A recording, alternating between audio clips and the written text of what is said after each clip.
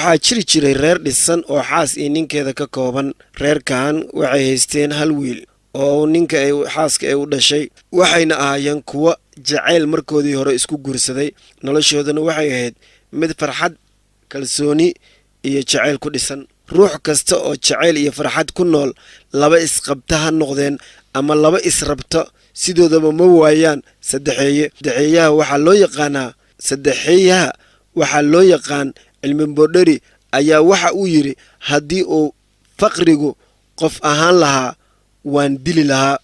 sidoo kale saddexeeyaha ayaa ahaan lahaa wax la dilo ee dembi ayaa ku jira. dad baa saddexeeyaha u yaqaana faqriga ama xooloyarida. inkastoo xooloyaridu ay tahay wax allah laga magangalo, haddana waxaa jira dad saddexeeye ah.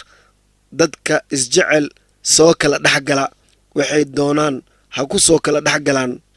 kuwaas ayaa ugu weyn cadowga jaceylka. ruuxa jaceylka uu ruuxa kale u qabo wuxuu dareemaa markuu cadowgaas u yimaado.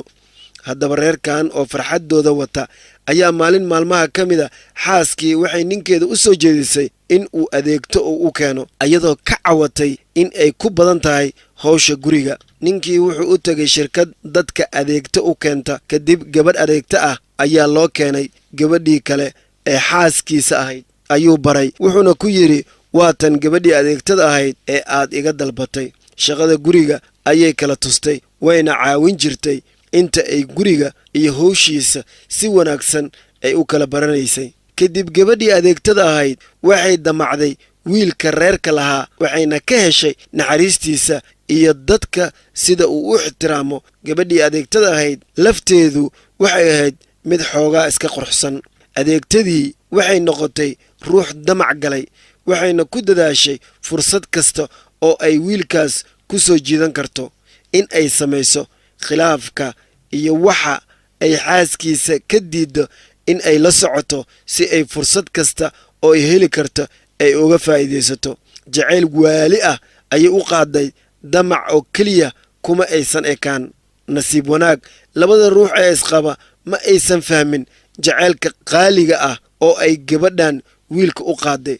waxayba moodeen gabadh adeegto iska ahoo damaceedu uu ku eg yahay mushaarka ay qaadanayso iyo shaqadeeda yar.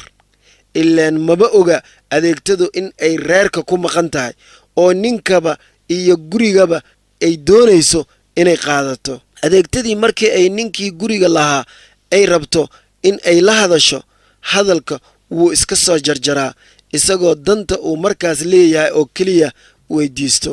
mararka qaar way isku soo bandhigtaa ayadoo isi soo qurxisa, isna soo carfisa. xaaskiisa ayuu u yeeraa isagoo ku odhanaya, saaxiibtaa maanta fasax miyay ahayd? shaqo ma qabta miya?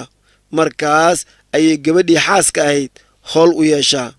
dhammaan dhaqdhaqaaqyadaas ay samaynayso ma ahayn mid dareen geliya labada isqaba, maxaa yeelay labadaba waa iskala qab weynaayeen.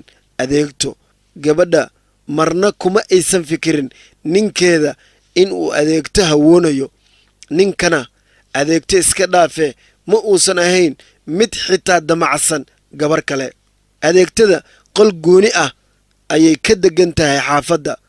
markay qolkeeda gasho ayuu jaceylku ugu daran yahay. waxayna tidhaahdaa, habeenada qaar inta ayna seexan, naftani keligaa ku jecel, nasteexo irmaan ku soor, qalbiga caashaqa ku nuur, intaaq iyo howl ka daa. nasiib xumo, cid maqlaysa oo u jawaabaysa ma jirto. aniga waxaan u arkaa adeegtadani caqli xumo isugu tagtay. marka hore ayadu waa adeegto, nin ayna isku mastawo ahayn ayay jeclaatay. dad badan ayaa igu khilaafi kara middaas, dhib ma lahan. midda kale, nin xaas leh ayay jeclaatay oo ku nool guriga ay shaqaalo ka tahay. waxyaabahaasoo dhan waxaan u arkaa aqli darro, laakiin waxaan maqlay jaceylka indha ma lahan, meesha uu gelayana uma fiirsado. jaceylka markuu sidaan oo kale uu kugu noqdo, wuxuu kugu qaadi karaa in aad ku dhaqaaqdo waxyaabo allah uusan raalli ka ahayn, adduun iyo aakhirana aad ku weyso. adeegtadii markii ay ka quusatay meel ay marto, waxay ku fikirtay in ay u tagto nin sixiroole ah oo ay u sheegto damaceeda bal in uu caawin karo. sixiroole muxuu caawin karaa? isagaaba ah ruux dhunsan. ruuxii aaminana wuu sii lumiyaa. markay u tagtay waran buu ku yidhi, waxay u sheegtay muraadkeedii in ay ninka guriga ay adeegtada ka tahay iska leh ay jeceshahay, wax walbana ay u samaysay oo ay gacan ay ku dhigi la'dahay. sixiroolihii wuxuu iska dhigay nin aqoon iyo cilmi qaybka wax ka og. wuxuuna ku yidhi, ninka iyo xaaskiisa ilmo ma leeyihiin? markaasay tidhi, haa, ilmo yar ayay leeyihiin oo wiil ah. markaasuu yidhi sixiroolihii, wiilkaas yar ayaa leh awood oo isugu keeno labadiisa waalid. sababta aan loo dhexgeli karin waa kaas. wiilkaas adigoo meesha ka saarin ama aadan dilin, awood aad ninkan ku heshid ma helaysid.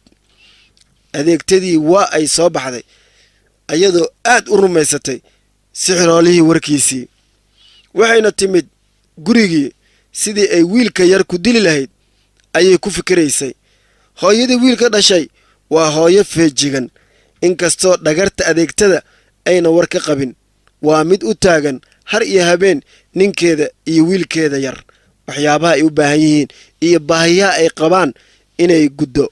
waxay adeegtadii fakartaaba mar walba maalintii ka dambaysa ayay jikada kala soo baxday mindi. ayadoo aan iska warhayn ayay wiilkii yaraa la soo aaday si ay ugu muddo.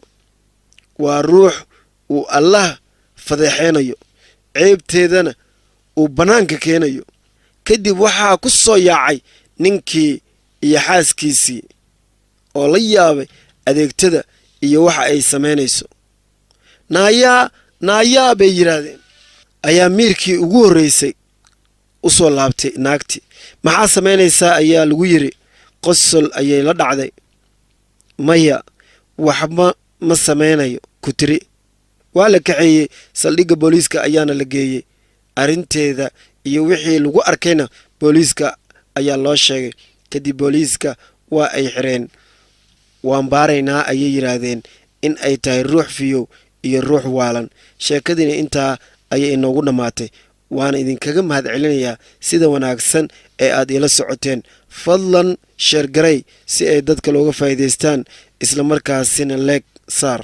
mahadsanid.